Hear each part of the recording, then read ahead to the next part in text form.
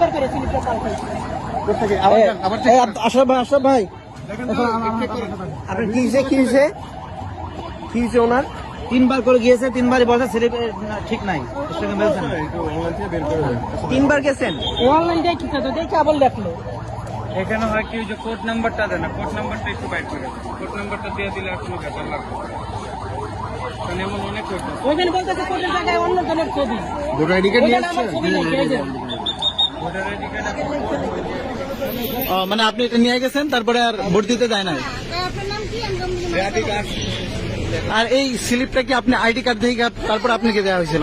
ছেলেরা দিচ্ছে, তারপর ছেলে বসে ছিল তো এটা হলো যে আমাদের এই রিক্সার প্রতীকের যে ঠিকানাগুলো যেগুলো ভোটার যায় তাদেরকে হয়রানি করে মানে বাইর করে দেয়, মানে কোনো অজুহাত ছাড়াই মোট কথা এই প্রতীকের যেগুলো যাবে এই প্রতীকের এগুলো ফেরত পাঠাতে কেন্দ্র থেকে